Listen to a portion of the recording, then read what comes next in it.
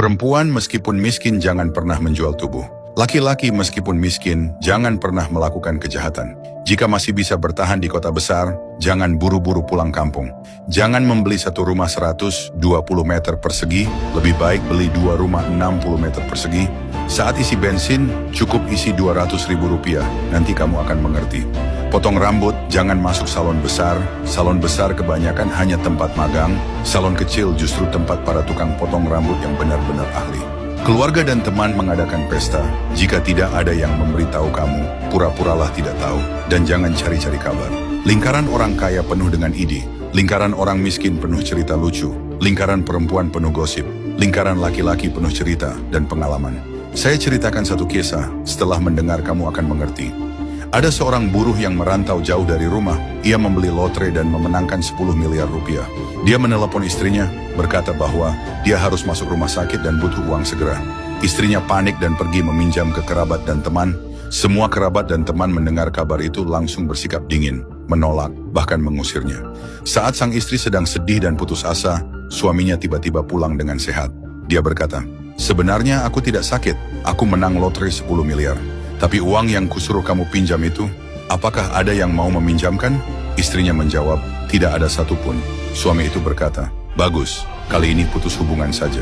Kita lihat nanti, siapa di antara mereka yang masih punya muka datang meminta pinjaman lagi." Di tempat yang tidak ada lampu jalan, malam hari di mana-mana ada binatang buas. Ingatlah, sebelum merencanakan sesuatu, pelajarilah dulu manusianya. Jika kamu tidak memahami sifat manusia, kamu tidak akan pernah berada di posisi tak terkalahkan. Suatu hari putri seorang pria kaya bertanya, "Ayah, menantu ayah itu di semua aspek sangat hebat. Kenapa ayah tidak mempromosikannya?" Pria kaya itu berkata, "Justru karena dia terlalu hebat, ayah khawatir kamu tidak mampu mengendalikannya. Kamu 90 kilogram, dia 60 kilogram. Mengapa dia mau menikahi kamu?" Sang ayah sangat memahami hati manusia, karena itu dia membiarkan menantunya tetap menjadi orang biasa, supaya putrinya bisa hidup damai sepanjang hidup.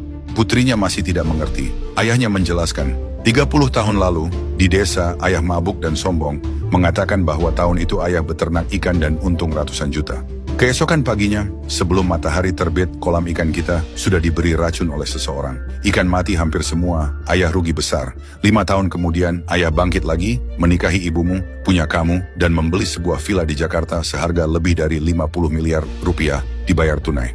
Ayah tidak memposting apapun di media sosial, bahkan tidak memberitahu kakek nenekmu. Kerabat dan teman bertanya, "Bisnis sekarang bagaimana?" Ayah selalu menjawab, "Sekarang saya bekerja untuk orang lain, gaji cuma 5 juta, keluarga saya masih ngontrak." Kerabat dan teman mendengar itu semua sangat senang di dalam hati. Barulah sang putri benar-benar tersadar. Kamu kaya akan dibenci, kamu miskin akan diremehkan. Di depan orang yang kamu kenal, jangan pamer kekayaan, itu mengundang iri dan masalah. Di depan orang asing, jangan tampil miskin, karena dunia hanya menghargai yang terlihat pantas. Ingatlah selalu, kekayaan terletak pada cara berpikir, bukan pada kerja keras fisik. Keuntungan terletak pada posisi dan strategi, bukan pada keringat semata. Karena itu kamu harus mengangkat kepala melihat jalan, bukan hanya menunduk bekerja tanpa suyasan. Di dunia ini, hal yang paling kuat bukan uang, bukan kekuasaan, melainkan sebuah pola pikir. Ada sebuah